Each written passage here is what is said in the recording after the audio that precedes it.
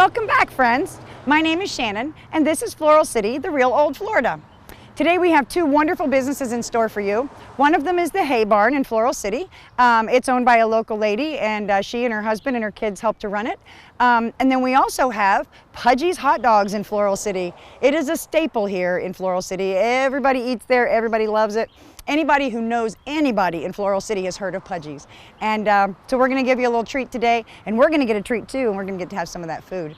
So today I just wanted to, as we start the show, I wanted to talk a little bit about some of the history and just real quick a little snippet about Osceola. Osceola was a Seminole leader, and as you can see, I have his picture on my shirt. And even the shirt says Osceola, he was a neighbor of the present day Floral City, Florida. Now, you know, we talk a lot on this show about neighbors and friends, and Osceola was our neighbor, and maybe if we lived here in the early 1800s, he would have been our friend too. He was a Seminole leader that was very instrumental in especially the Second Seminole War here in Florida. Something I've learned is that the Second Seminole War was fought, the seat of it was right here in Citrus County. Osceola himself had a camp, which was 7 miles, as the crow flies, from Floral City itself. That is amazing. Another point I might want to make, a lot of what we found out about Osceola and about his camp and different archaeological finds that have been made are in these books. One was a diary of a lieutenant prince that somebody found in an old trunk from long ago. They read it, and rather than throwing it away, they put it back for safekeeping and brought it to the people who would know something about it. That very action has changed the course of what we know about Osceola and the Seminole Indian War, at least the second one. So if you ever have a chance to go into the museum and get one of these, or if you yourself ever happen to come across a diary in a box somewhere in an attic, make sure you read it and make sure you don't just throw it away. Some of these things are just amazing pieces of history that we wouldn't have any other way. They're firsthand knowledge. Friends, thank you for tuning in. We have a wonderful show for you today, so I bet you don't want to miss it.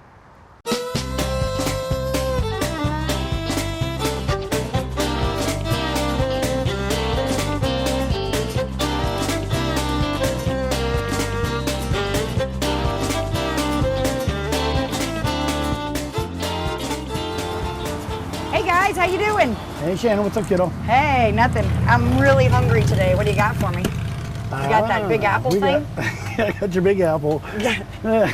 And a Chicago dog? Yeah, I got that for you. And some French fries. And some fries. All right. Okay. Well, while we're here, hello friends. Well, there's another place here in Floral City that we want to show you that's actually a staple in Floral City. You can't find it anywhere else. This is Pudgy's Hot Dogs in Floral City, and we have hot dogs and we have so much more. The food that comes out of here is better than you get when you go to the fairs and the state fairs, and you get friendly service from all of the people that work in here. You have customers, you have to wait in line during lunchtime here to get anything. So while she's fixing our food, I would like to say hello to you. Hey. And just find out a little bit about you. I know you've been here about 14 years. At the site, right. Went to school here and been raised here, so we're pretty well familiar with everything. Lived in Chicago and Ohio, so you know we got a little bit of flavors going on from everywhere, and this is what we brought over to Floral City. It's great. Well, here's your burger thank you. for Steve there. Thank you. Look at that. All right, and then what? That looks melt in your mouth. Yeah, but then you got your Chicago and your Big Apple. Oh, the big girl. Ooh, look at that. And it's fast service too. You know. It's fast food with quality. Super fast, right? We don't have no computer that you have to jump in, put your numbers into and try to figure out your order here. You just come up to the window, my girls will run you through on the menu here. And yeah, it's a little intimidating. When you first come in, you don't know exactly where to go or what to do. But feel free, you just pull up, find yourself a parking space, and you belly right up here to this bar and you let them know what you want. If you don't know what you want, beautiful girls in here and Pudge will explain their menu to you and all of the good things. Yeah. Yep. And then you just find a spot, you sit down, you enjoy your friends or your family or whoever you're with. Now, as with most of the businesses in Floral City, I'm also friends with John. And I've known him since I was, about 10 little. And so we've known each other. I remember at one point you were my pest control man. Yep, that's right. And he used to talk about he wanted to have a hot dog place like this. And a few years later, he didn't show up to do my pest control one day. And I went looking for him, and sure enough, he was up here on the corner. He had started his place, and we were really, really happy. Yeah. As soon as David had your first sandwich, that was it. He was hooked. Yeah, that's right. And we followed you and came. Now, the community really stands behind you. 100%. I mean, we've had showings here that have been crazy in anybody's standard, you know, so it's like, hey, you know, you put 14 years in, it's saying something for what people like or not like, you know.